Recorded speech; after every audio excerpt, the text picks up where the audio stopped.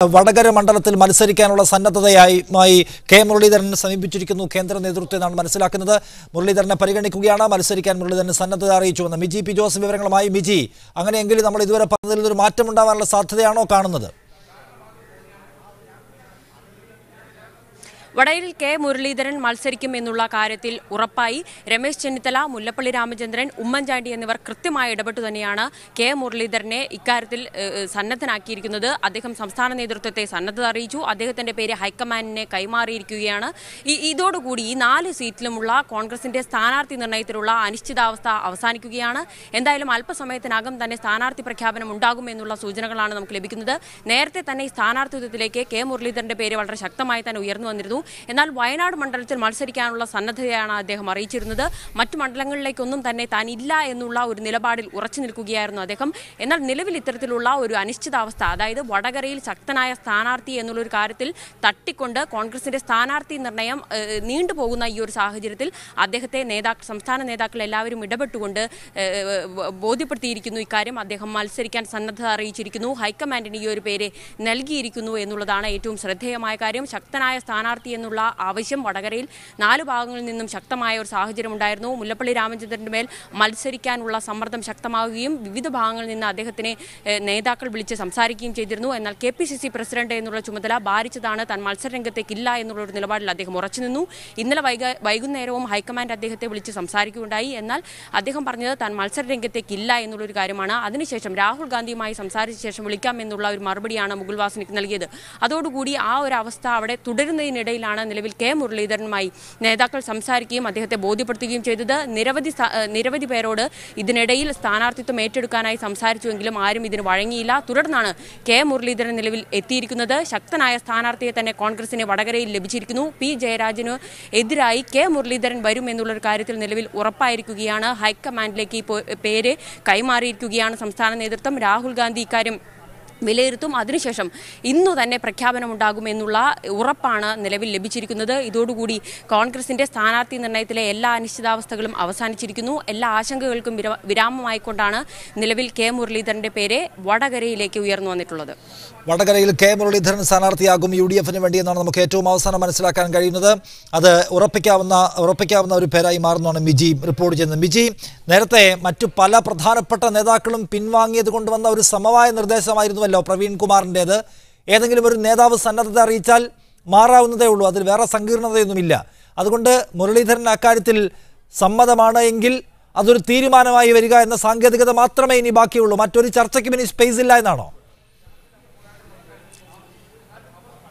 തീർച്ചയായും അത്തരത്തിൽ തന്നെയാണ് നമ്മൾ മനസ്സിലാക്കേണ്ടത്. കഴിഞ്ഞ തവണകളിലെല്ലാം ഞാൻ പറഞ്ഞതുപോലെ തന്നെ ദുർബലനായ സ്ഥാനാർത്ഥി എന്നുള്ള വിമർശം പ്രവീൺ കുമാറിന്റെ നേർക്ക് ശക്തമായി ഉയർന്നിരുന്നു. ആ ഒരു സാഹചര്യത്തിൽ, അതായത് സ്ഥാനാർത്ഥി പ്രഖ്യാപനം ഉണ്ടായിട്ടില്ല, പ്രചാരണം അദ്ദേഹം ആരംഭിച്ചിട്ടില്ല, പട്ടിക ഹൈക്കമാൻഡിന്റെ കയ്യിൽ ഇരിക്കുമ്പോൾ തന്നെ അദ്ദേഹം ദുർബലനായ സ്ഥാനാർത്ഥി എന്ന രീതിയിലുള്ള പ്രതിഷേധമാണ് ഉയർന്നത്. കണ്ണൂർ, കോഴിക്കോട് അടക്കമുള്ള ജില്ലകളിൽ നിന്നും അത്രയും അധികം സന്ദേശങ്ങൾ AICCയുടെ പക്കലെത്തിയിട്ടുണ്ട്. ഈ ഒരു സാഹചര്യത്തിൽ, അതായത് പ്രചാരണം തുടങ്ങും മുമ്പേ സ്ഥാനാർത്ഥി പ്രഖ്യാപനത്തിന് മുൻപ് തന്നെ ദുർബലനായ സ്ഥാനാർത്ഥി എന്ന് എല്ലാവരും പറഞ്ഞ ഒരാൾ തന്നെ മണ്ഡലത്തിൽ മത്സരിക്കുക എന്നുള്ളത് വളരെ ദുർഘടം പിടിച്ച ഒരു സാഹചര്യം തന്നെയാണ് ഉണ്ടായിരുന്നത്. ഒപ്പം ആ വ്യക്തിക്ക് തന്നെ അത് വളരെ വലിയ രീതിയിലുള്ള ബുദ്ധിമുട്ടുണ്ടാക്കുന്ന ഒരു കാര്യം തന്നെയാണ്. അതുകൊണ്ട് തന്നെ അദ്ദേഹം ആ ഒരു സ്ഥാനം ഏറ്റെടുക്കുമോ എന്നുള്ള ഒരു ആശങ്ക ഈ പ്രതിഷേധങ്ങളെല്ലാം തന്നെ ഉയർന്ന ഒരു സാഹചര്യത്തിൽ ഉണ്ടായിരുന്നു. അതുകൊണ്ട് തന്നെ അദ്ദേഹം ഈ കെ മുരളീധരന്റെ പേര് ഉയർന്നു വന്ന സാഹചര്യത്തിൽ മറ്റ് തടസ്സങ്ങളൊന്നും ഉണ്ടാകില്ല എന്നാണ് നമുക്കിപ്പോൾ മനസ്സിലാക്കാൻ സാധിക്കുന്നത്. അത് ഹൈക്കമാൻഡെ അംഗീകരിക്കുകയും പട്ടിക ഉടൻ പുറത്തു വരും എന്ന് തന്നെയാണ് മനസ്സിലാക്കുന്നത്. കാരണം സംസ്ഥാന നേതാക്കൾ എല്ലാവരും തന്നെ കെ മുരളീധരനോട് വിശദമായി തന്നെ ഇക്കാര്യത്തിൽ സംസാരിച്ചു. അദ്ദേഹം സന്നദ്ധത അറിയിച്ചു. ആ സന്നദ്ധത ഹൈക്കമാൻഡിന് കൈമാറി അതിനി പ്രഖ്യാപനമായി പുറത്തു വരും എന്നുള്ള ആ ഒരു നടപടിക്രമം മാത്രമാണ് ഇനി ശേഷിക്കുന്നത് എന്നുള്ളതാണ്. കഴിഞ്ഞ തവണകളിലെല്ലാം നമ്മൾ കണ്ടതുപോലെ അധികം നീളില്ല എന്നുള്ള ഒരു കാര്യമാണ് നമുക്കിപ്പോൾ മനസ്സിലാക്കാൻ സാധിക്കുന്നത്. നിലവിൽ മുല്ലപ്പള്ളി രാമചന്ദ്രൻ മാധ്യമങ്ങളോട് സംസാരിക്കും എന്നുള്ള ഒരു കാര്യമാണ് നമുക്ക് മനസ്സിലാക്കുന്നത്. അദ്ദേഹം ഇക്കാര്യം പറയും എന്നുള്ള സൂചനകൾ തന്നെ നിലവിൽ ലഭിക്കുന്നുണ്ട്. രാഹുൽ ഗാന്ധി നിലവിൽ നോർത്ത് ഈസ്റ്റിലേക്ക് പ്രചാരണ പരിപാടികൾക്കായി തിരിക്കുകയാണ്.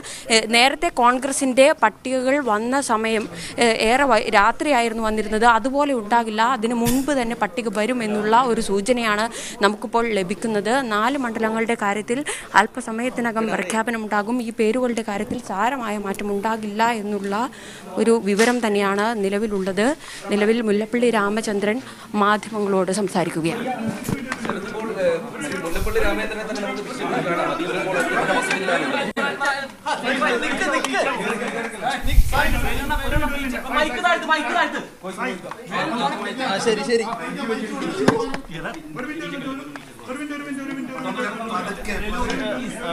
വടകര മണ്ഡലത്തിന്റെ കാര്യത്തിൽ എന്തെങ്കിലും സർ, കേരളത്തിൽ ഈ വടകരയിൽ ആരാകും സ്ഥാനാർത്ഥി എന്നുള്ളത് തന്നെയായിരുന്നു വലിയ ചോദ്യം. അങ്ങേക്ക് വലിയ സമ്മർദ്ദം ഉണ്ടായി. ഒടുവിൽ അക്കാര്യത്തിൽ തീരുമാനമായിട്ടുണ്ടോ? വടകരയിൽ നിങ്ങൾക്ക് ഒന്നാം തരം സ്ഥാനാർത്ഥിയെ കിട്ടും. കെ മുരളീധരനുമായി ഞാൻ ഈ കാര്യം സംസാരിച്ചിരുന്നു. അദ്ദേഹത്തെ വടകരയിൽ സ്ഥാനാർത്ഥിയെ കിട്ടിയാൽ വളരെ നന്നായിരിക്കും. അഖിലേന്ത്യാ കോൺഗ്രസ് കമ്മിറ്റിയുമായി ആലോചിച്ച ശേഷം തീർച്ചയായിട്ടും ഞാൻ നിങ്ങളെ സന്തോഷകരമായ വാർത്ത അറിയിക്കും. കെ മുരളീധരൻ വന്നാൽ തീർച്ചയായിട്ടും നല്ല ഒരു പോരാട്ടം നടത്തിക്കൊണ്ട് അവിടെ ഞങ്ങൾക്ക് വിജയിക്കാൻ സാധിക്കുമെന്ന് പ്രത്യാശ എനിക്കുണ്ട്. മാത്രവുമല്ല, ഏത് സ്ഥാനാർത്ഥി നിർത്തിയാലും അവിടെ ജയിക്കാനുള്ള എല്ലാ സാധ്യതയും ഇപ്പോൾ ഉണ്ട്. മുരളീധരനാണെങ്കിൽ അനായാസേന ജയിച്ചു വരാൻ സാധിക്കും എന്ന കാര്യത്തിന് എനിക്ക് അശേഷ സംശയമില്ല. സന്തോഷം കാണാനുണ്ട്. ഞാൻ എപ്പോഴും സന്തോഷവാനാണ്. കാരണം ഐക്യജനാധിപത്യ കക്ഷിയെക്കുറിച്ചും കോൺഗ്രസിനെ കുറിച്ചും ഒക്കെ തന്നെ എനിക്ക് വലിയ പ്രതീക്ഷയുണ്ടത്. കോൺഗ്രസിന് കേരളത്തിൽ വൻപിച്ച വിജയം ഈ തെരഞ്ഞെടുപ്പിൽ കാഴ്ചവെക്കാൻ സാധിക്കുമെന്ന് ഞാൻ ആദ്യമേ പറഞ്ഞിട്ടുണ്ട്. സ്ഥാനാർത്ഥി നിർണയ കാര്യത്തിൽ ഞങ്ങളാണ് തികഞ്ഞ അവധാനത കാണിച്ചിട്ടുണ്ട്, ജാഗ്രത കാണിച്ചിട്ടുണ്ട്. എല്ലായിടത്തും മികച്ച സ്ഥാനാർത്ഥിയെ നിർത്തുക എന്ന എൻ്റെ സമീപനം, ഞങ്ങളുടെ സമീപനം, ആ സമീപനം തന്നെയാണ് എല്ലാ കാര്യത്തിലും ഞങ്ങൾ ഇതുവരെ പുലർത്തിയിട്ടുള്ളത്.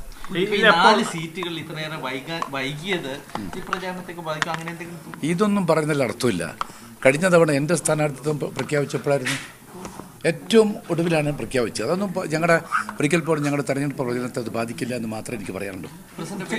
കാസർഗോഡ് ഒരു സംഭവം ഉണ്ടായിരിക്കുന്നു. കാസർഗോഡ് DCC എൻ്റെ ശ്രദ്ധയിൽ അത് പെട്ടിട്ടില്ല. കാസർഗോഡ് ഒരു പ്രശ്നമില്ല. ഞാനിന്നും കാസർഗോഡ് നേതാക്കന്മാരെയൊക്കെ സംസാരിച്ചിരുന്നു, സ്ഥാനാർത്ഥിയുമായിട്ട് സംസാരിച്ചിരുന്നു.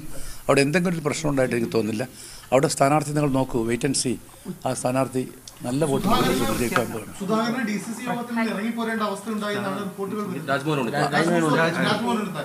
DCC യോഗത്തിലോ അങ്ങനെ ഒരു സംഭവം ഉണ്ടായിട്ടില്ല കേട്ടോ.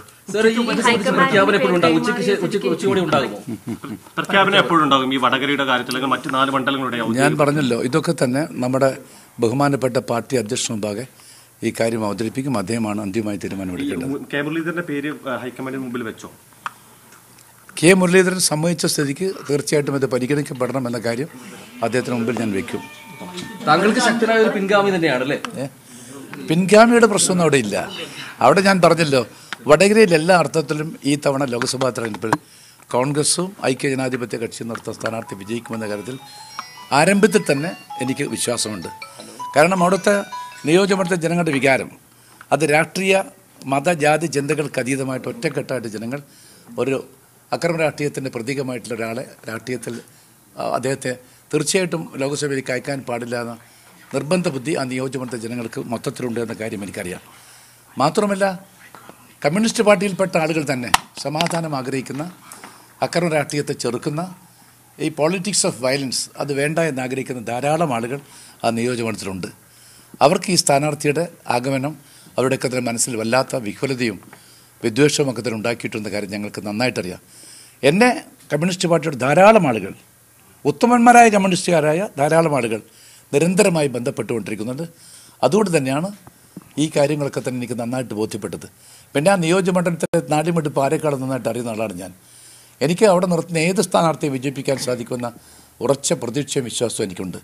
പിന്നെ മുരളീധരനാകുമ്പോൾ മുരളീധരനെ പരിചയപ്പെടുത്തുന്ന കാര്യമില്ല. മുരളീധരൻ ഞങ്ങൾക്ക് നിർത്താൻ സാധിക്കാൻ ഏറ്റവും മിടുക്കനായിട്ടുള്ള സ്ഥാനാർത്ഥികളുടെ ഒരാളാണ് മിസ്റ്റർ മുരളീധരൻ. അപ്പം അത് തീർച്ചയായിട്ടും വിജയം അനായാസേന ഞങ്ങൾക്ക് നേടാൻ സാധിക്കും. ഞാനൊന്ന് മാത്രമേ പറയുന്നുള്ളൂ, ഈ തീരുമാനം ഔദ്യോഗികമായ തീരുമാനമൊന്നുമല്ല. ഞങ്ങൾ ഈ കാര്യത്തെക്കുറിച്ച് ചർച്ച നടത്തിയിട്ടുണ്ട്. ഞാൻ ശ്രീമാൻ മുരളീധരനോട് സംസാരിച്ചിരുന്നു, ശ്രീമാൻ സുധീരനോട് സംസാരിച്ചിരുന്നു, കേരളത്തിലെ സമ്പന്നരായ നേതാക്കളോടൊക്കെ തന്നെ സംസാരിച്ചു കഴിഞ്ഞിരിക്കുന്നു. കേരളത്തിലെ ഏറ്റവും പ്രശസ്തയായിട്ടുള്ള മറ്റ് പലരുമായിട്ട് ഞാൻ സംസാരിച്ചിട്ടുണ്ട് ഈ കാര്യങ്ങളൊക്കെ തന്നെ. പക്ഷേ ഏറ്റവും ഒടുവിൽ മുരളീധരൻ സമ്മതിച്ചു കഴിഞ്ഞിരിക്കുന്നു എന്ന സന്തോഷം ഞാൻ പങ്കുവെക്കുന്നു. ഈ കാര്യത്തിൽ അന്തിമമായ തീരുമാനം എടുക്കേണ്ടത് കോൺഗ്രസിൻ്റെ ഞങ്ങളുടെ ഹൈക്കമാൻഡ് തന്നെയാണ്. വേറെ കാര്യങ്ങൾ, ഈ പ്രൊഫസർ കെ വി തോമസ് എന്ന് സോണിയാഗാന്ധിയെ കണ്ടു. അദ്ദേഹത്തിന് എന്തെങ്കിലും ഒരു പദവി നൽകാനായിട്ട് KPCC അംഗീകരിച്ചു? ഞാൻ തുടക്കത്തിലേ പറഞ്ഞല്ലോ, കെ വി തോമസ് ഞങ്ങളുടെ ഏറ്റവും പ്രിയപ്പെട്ട, ഞങ്ങളുടെ പാർട്ടിയുടെ ഏറ്റവും അനിശ്ചിതനായ ഒരു നേതാവാണ്. അദ്ദേഹത്തെ കേവലം എറണാകുളത്തെ MP എന്ന നിലയിലല്ല ഞങ്ങൾ കാണുന്നത്. കേരളത്തിലെ കോൺഗ്രസിൻ്റെ നിർണായകമായ തീരുമാനങ്ങളിലൊക്കെ തന്നെ എന്നും ഞങ്ങൾ സജീവമായി അദ്ദേഹത്തെ പങ്കെടുപ്പിക്കാറുണ്ട്. അദ്ദേഹത്തിൻ്റെ ഏറ്റവും പ്രൗഢമായിട്ടുള്ള അഭിപ്രായങ്ങളൊക്കെ ഞങ്ങൾ എപ്പോഴും സ്വീകരിക്കാറുണ്ട്.